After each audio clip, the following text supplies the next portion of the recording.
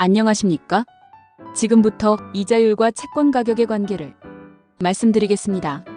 원금 1만원, 표면금리 10%, 이자 지급 주기 6개월의 채권에 투자를 해서 보유하고 있는 경우입니다. 이 경우 6개월 후에 500원과 그 후 6개월 후에 500원을 합해서 총 1000원의 이자를 받게 됩니다. 만약 당신이 돈이 필요해 3개월 후에 팔아야 한다면 그 채권을 얼마에 팔 수 있겠습니까? 먼저 3개월이 경과되었기 때문에 3개월간의 이자인 250원의 이자가 어디엔가 붙어 있을 수 있습니다.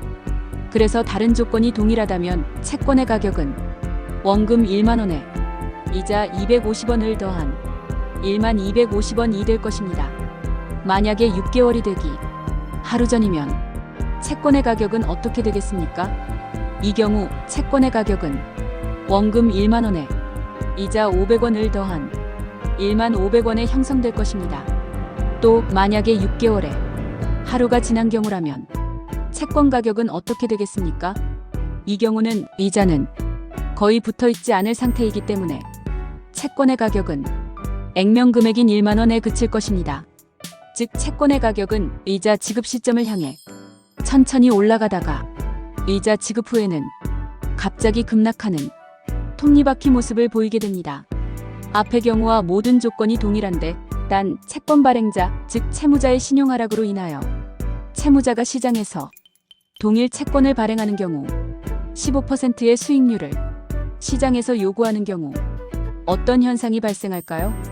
이 상황은 3개월 후에 채권 발행자가 채권을 발행하기 위해서는 시장에서 요구하는 15%의 수익률을 맞추어 발행할 수밖에 없다는 것이고, 이는 이전에 발행한 채권의 매력도가 떨어졌다는 것이 됩니다.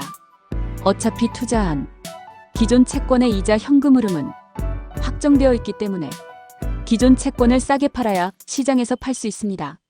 투자한 기존 채권 매각을 위해서는 새로운 취득자에게 15%의 수익률을 맞춰주어야 하기 때문에 채권의 가격을 5% 할인한 9,500원에 매각해야만 합니다. 그래야지 새로운 취득자는 가격에서 5%, 이자에서 10%에서 시장의 현재 요구 수익률 15%를 맞출 수 있게 됩니다. 요약해서 말씀드리면 시장 요구 수익률의 상승 혹은 금리 상승은 채권 가격의 하락을 가져옵니다. 반대의 경우는 어떻게 되겠습니까? 시장의 요구 수익률이 5% 하락하여, 다시 말씀드리면 채권 발행자의 신용이 올라가든 아니면 시장에 변화가 생겨서 시장에서 5%의 수익률을 요구하는 경우에는 기존 10%짜리 채권의 매력도가 상승하게 됩니다.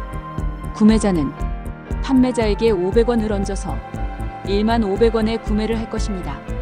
구매자는 만기 시점에 채권 원금 1만원, 이자 1000원을 회수하여 투자 원금인 1만 500원의 차익인 500원을 남기게 됩니다. 이런 과정을 통해서 5%라는 시장의 요구 수익률을 맞출 수 있게 됩니다. 요약하면 시장 요구 수익률의 하락은 채권 가격의 상승을 가져옵니다.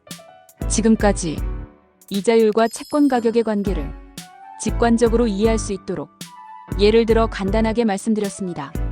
고맙습니다.